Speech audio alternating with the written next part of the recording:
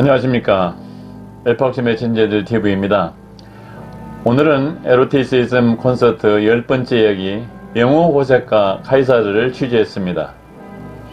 오늘 동영상에서는 정사와 야사가 결합된 스토리라는 점을 감안하시기 바랍니다. 우선 총수를 살펴보겠습니다. 카이사르는 귀족 가문이라고 하지만 평민과 다를 것 없는 환경에서 태어났습니다. 그는 상류층에 걸맞는 교육을 받았고 많은 양의 독서를 했으며 젊은 시절부터 여러 문학 작품을 섭렵하고 저술했습니다. 30대 후반부터 정치가이자 군인으로서 두각을 나타낸 이면에는 청소년 시절부터 쌓아온 학문적인 내공이 있었기 때문으로 보입니다. 그는 평소 친절하고 관대한 성품을 지녔으며 원한에 얽매이지 않고 적을 친구로 만들려고 노력했던 사람이었습니다. 카이사르는 갈리아, 지금 프랑스입니다. 브리타니아, 영국, 게르마니아, 독일을 중심으로 게르만 민족이 거주하던 지역, 마케도니아, 그리스 고대왕국, 터키, 시리아 일원입니다. 이집트를 차례로 격파했는가 하면 레전도 무난하게 평정했고 몇 군데 총독과 카이사르는 법무관을 거쳐 제1기 3도 체제의 1인자, 집정관으로서 권력을 장악하여 카리스마가 장렬합니다. 카이사르가 파르티아 원정을 목전에 두고 숙적이었던 폼페이우스의 동상 밑에서 브루터스의 칼을 맞고 절명을 합니다. 카이사르는 마른 체격에 키가 크고 기품이 있었지만 젊을 때부터 얼굴에 주름이 많았다고 합니다.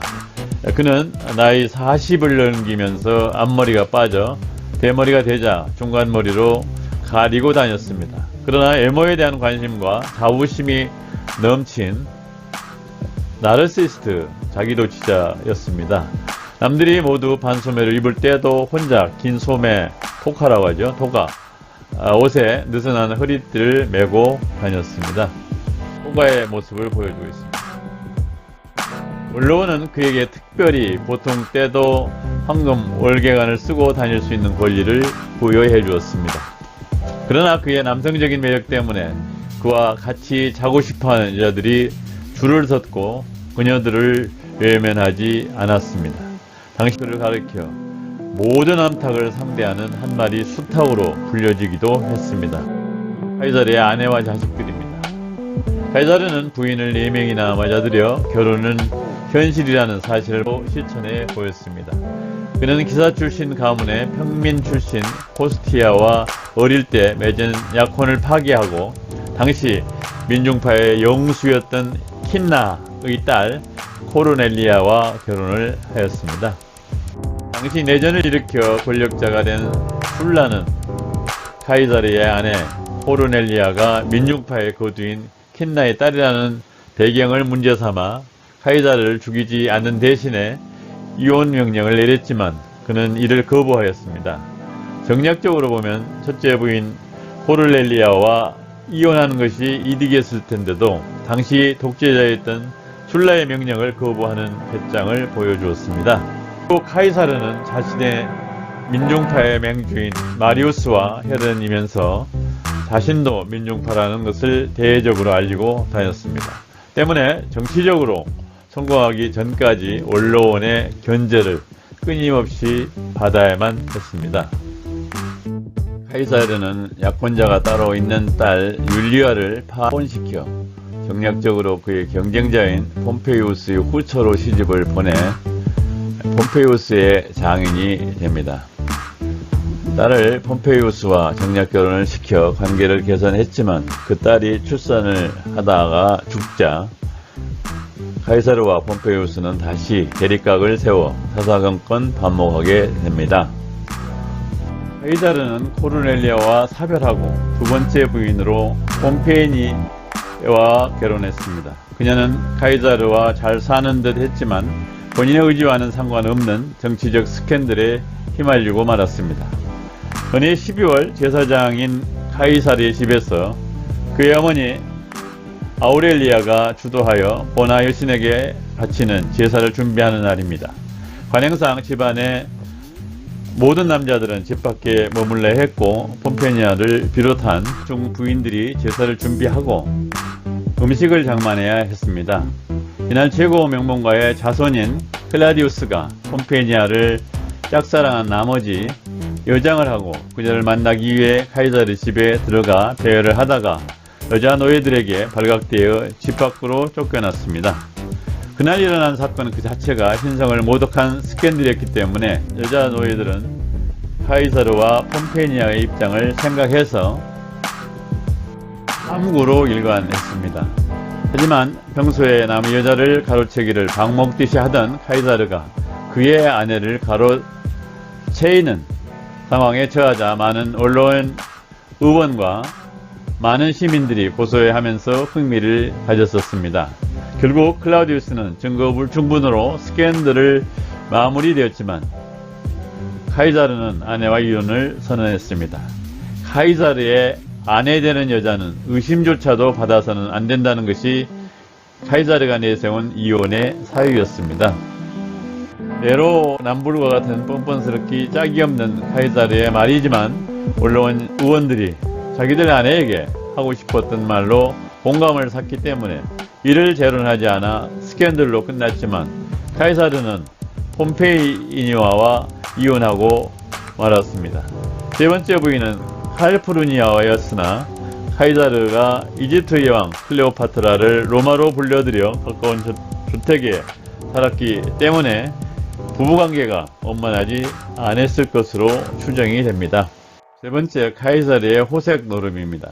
카이사르는 30대 언론 의원 재직 시 무수한 귀족 부인들을 건드렸습니다.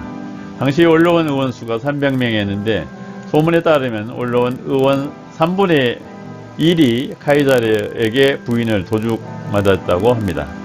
그뿐만 아니라 그의 경쟁자인 폼페이우스가 동방의 오리엔트의 해적소탕 원정과 흑해 연안의 폰투스 왕국의 미트라다테스 왕을 정복하러 폼페이우스가 원정간 5년 세월 동안에 그의 마누라를 건드렸습니다. 폼페이우스는 카이사르와 바람을 핀 아내와 이혼하고 카이사르의 딸 율리아와 재혼하게 됩니다. 로마 최고의 부자이자 집정관이며 카이사르의 최대의 채권자인 크라수스의 아내와도 통정하게 됩니다. 뿐이 아닙니다. 폼페이우스의 부관인 가비니우스 장군의 아내도 건드렸고 당대 최고의 시인이며 법률가이고 집정관을 지낸 시케로 등 권력 실세의 마누라들까지 건드렸습니다. 네 번째, 셀류비레아와 관련된 에피소드입니다. 셀류비레아는 브루터스의 어머니고 그녀는 과부로 살면서 20년간 카이사르의 애인으로 남아있기를 고집한 여자입니다. 기원전 63년 카틸리나를 심판하던 언론 회의에 참석 중이던 카이사르가 측근으로부터 편지를 받아 읽자 카이사르를 궁지에 몰아넣으려는 소카토는 이를 반대파의 편지로 오판하게 됩니다. 소카토는 당황한 얼굴에 카이사르에게 편지의 내용을 공개하라고 소리 높였습니다. 카이사르가 지극히 사느라고 응수했지만 카토는 더 기세등등하게 서신 공개를 요구했습니다. 결국 카이사르는 그럼 카토 본인이 직접 이 자리에서 서신을 낭독하라면서 서신을 건네해 주었습니다.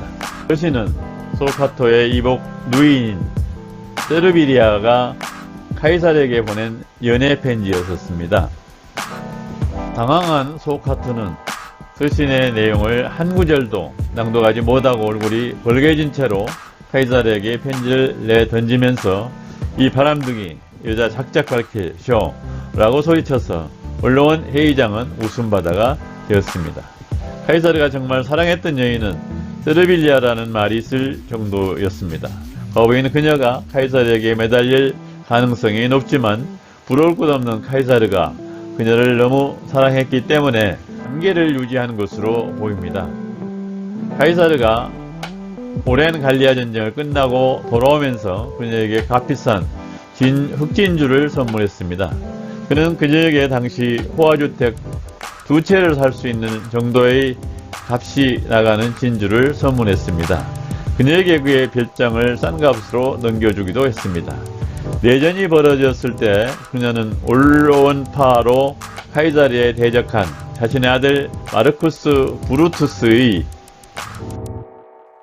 특별히 카이사르에게 부탁을 했고, 카이사르는 브루투스를 죽이지 말라고 부하들에게 명령을 내려 그의 보호막이 되어준 것을 보면 두 연인의 관계가 돈독했음을 보여주고 있습니다.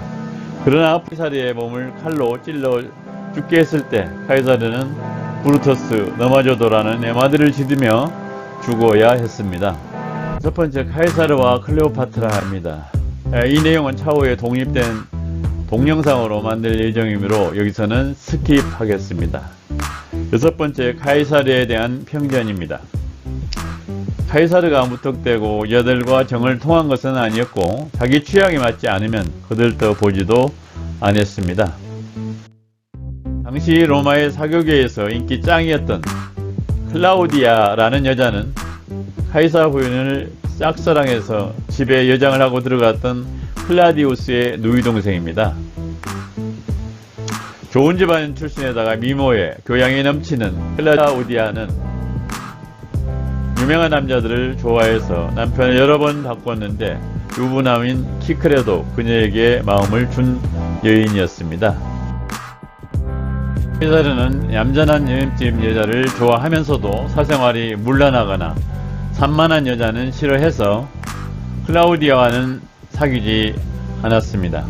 우세 사람들은 그를 희대의 바람둥이로 낙인하면서 아내와 수많은 애인들에게 매우 불성실했다는 평가를 하고 있습니다. 그러나 시오노 나나미는 그에 이어서 로마인 이야기 제4권에서 카이사르의 의장관리를 다음과 같이 긍정적으로 평가합니다.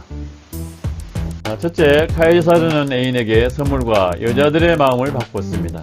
누구나 이성과 연애를 하려면 시간과 돈이 있어야 합니다. 카이사르에게는 두 가지 다 부족하지만 시간은 쪼개만 만들 수 있지만 돈은 쉽게 마련되는 것이 아닙니다. 그는 원래 가진 돈도 별로 없었기 때문에 빚으로 연애를 했을 가능성이 높습니다. 카이사르의 최대의 채권자는 알려진 바와 같이 제1기 3두 정치의 한 사람인 크라시스였습니다.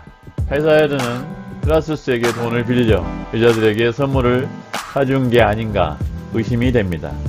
이 말은 세르빌리아에게 준 주택 두 채 값이나 되는 진주를 사준 것으로 증거가 되지만 일반적으로 적용하기는 무리가 있다는 점입니다. 카이사르와 함께 갈리아 전쟁터에서 돌아오는 병사들의 노랫말에서 드러납니다. 로마 시민들이여 마누라를 잘 숨기시오. 대머리 남복군이 지나갑니다. 그대의 마누라들이 카이사르에게 바친 돈은 전부 갈리아 장부들의 주머니로 들어갔다네. 즉 카이사르는 상류층 부인들에게 받은 돈으로 제2, 제3의 애인을 만들었을 가능성이 높습니다. 애인에게 빚을 내서 선물을 사주고 그 대신 상류층 부인들이 주는 용돈으로 다시 다른 여자에게 선물을 사주는 형태가 아닐까. 이른바 돌려막기 수법을 구사했을 가능성이 있다는 것입니다. 둘째는 카이사르는 정부의 존재를 숨기지 않아 공공연한 비밀로 만들어버리는 재주가 있었습니다. 그의 정부들은 크게 불만을 표시하지 않았고 그녀의 남편들도 자기 아내가 카이사르와 바람을 피운 사실을 알면서도 스스로도 바람을 피우고 다녔기 때문에 피장파장 문제 삼지 않았습니다. 셋째는 카이사르는 자기가 사귄 애인 누구하고도 결정적으로 인연을 끊지 않고 친구로 지냈습니다. 한번 관계를 맺은 여인들을 외면하지 않았기 때문에 여자들의 불만을 유발하지 않았습니다. 카이사르가 여자를 잘 꼬시고 다루는 법을 우세 카사노바도 그대로 배운 것 같습니다. 농담입니다만은 이탈리아 카이사르와 카사노바, 요컨대 카시 집안은 역사적으로 걸출한 연애 천재들을 배출한 것으로 평가하고 싶습니다. 지금까지 에로티즘 콘서트 10번째 이야기 영웅 호색과 카이사르라는 제목의 동영상을 시청하셨습니다. 이 동영상이 시청자 여러분께 유익하셨다면 좋아요 버튼과 구독 버튼을 눌러주시고 시청 소감도 댓글로 달아주시면 대단히 감사하겠습니다. 다음 시간에 뵙겠습니다. 안녕히 계십시오.